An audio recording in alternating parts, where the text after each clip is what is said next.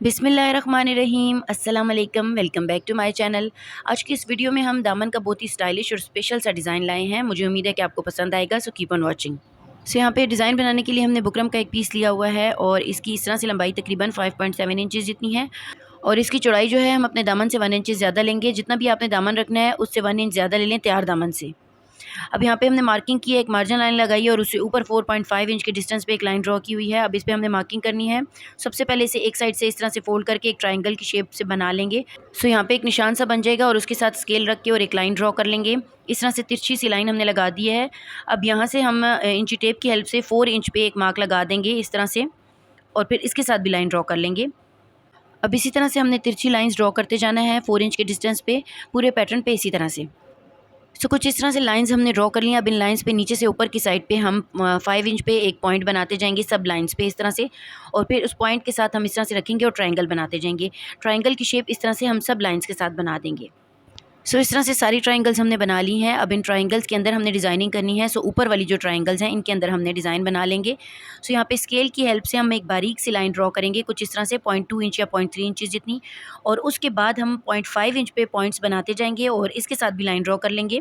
कुछ इस तरह से देखिए यहाँ पे हम फिर एक कदरे चौड़ी लाइन ड्रॉ कर लेंगे, फिर दोबारा बारीक लाइन ड्रॉ करेंगे 0.2 या 0.3 इंच के डिस्टेंस पे और फिर जो है 0.5 इंच के डिस्टेंस पे थोड़ी सी चौड़ी लाइन ड्रॉ करेंगे और इसी तरह से ये वाली ट्रायंगल हमने कंप्लीट कर देनी है। कुछ इस तरह से देखें ये हमने पैटर्न बना दिया है। अब इसके अंदर हमने डिज़ाइन बनाना है। जो बारीक लाइन लगाई थी उसको छोड़ देंगे और जो चौड़ी लाइन लगाई है उसके अंदर हम लाइंस लगाते जाएंगे 0.5 इंच के डिस्टेंस पे।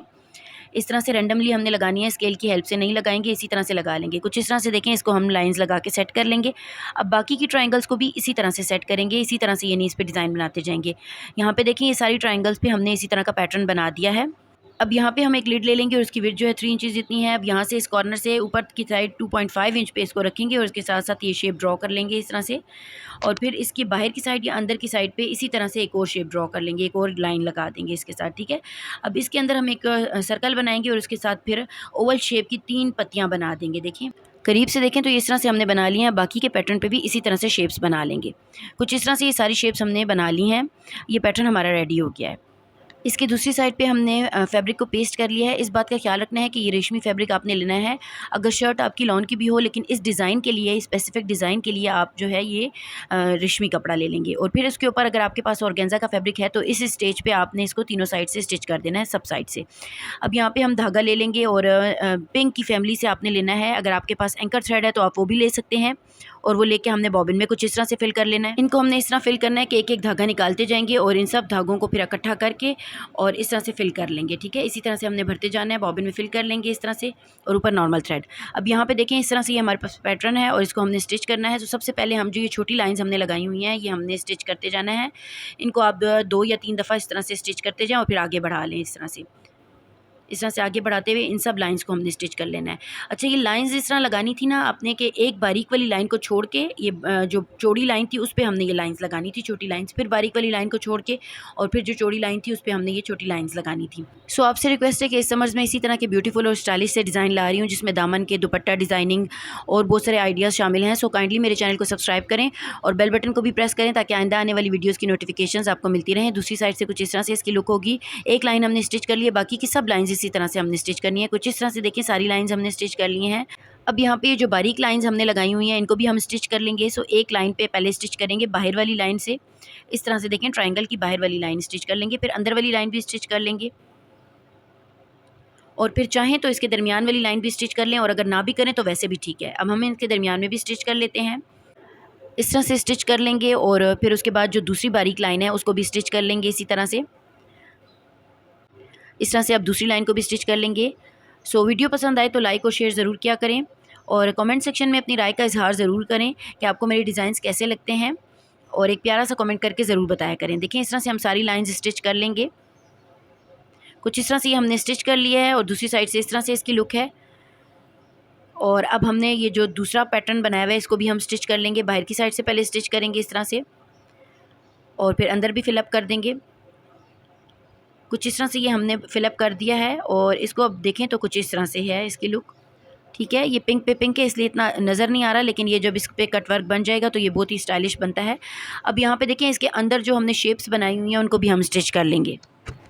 ये ओवल वाली शेप्स पहले स्टिच करेंगे और फिर सर्कल को भी स्टिच कर लेंगे और इनको भी हमने डबल डबल स्टिच करना है। कुछ इस तरह से ही हमने स्टिच कर लिया है। बाकी की ये जो शेप्स हैं इनको भी हम इसी तरह से स्टिच कर लेंगे। इस तरह से ये सारी शेप्स हमने स्टिच कर लिए हैं और अब दूसरी साइड से इनकी कुछ इस तरह से लुक है, इनको अब हमने कट करना है। यहाँ पे हमने वुडन बोर्ड पे रख दिया और काविया है ये हमारे पास, इसे सोल्डरिंग आयरन भी कहते हैं और ये रेशमी फैब्रिक पे वर्क करता है।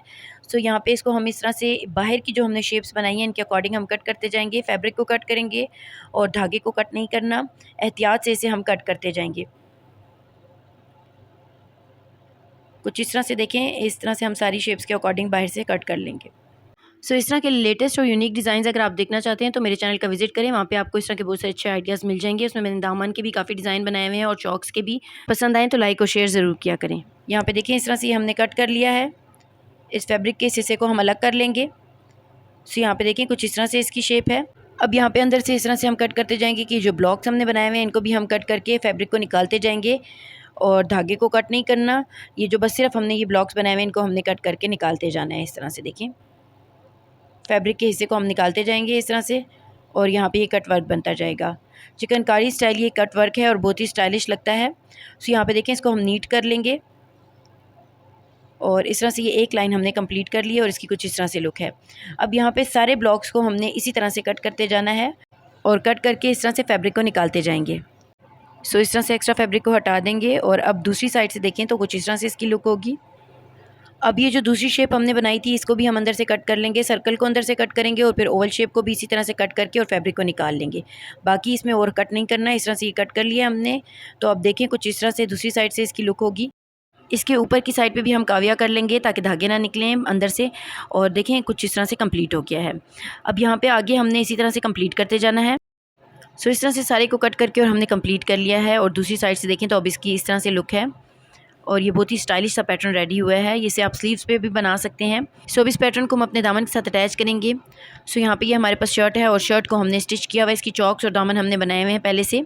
अब इस पे हमने ये अटैच करना है। सो दामन से नीचे से ऊपर की साइड पे हम 3 इंच पे एक मार्क लगाएंगे, पॉइंट्स बनाते जाएंगे और उस पर हमने एक लेस लगानी है। हमने इस तरह की एक फैंसी लेस ली हुई है, क्रोशिया वाली लेस कोई भी आप ले सकते हैं जो आपको ईजिली मिल जाए।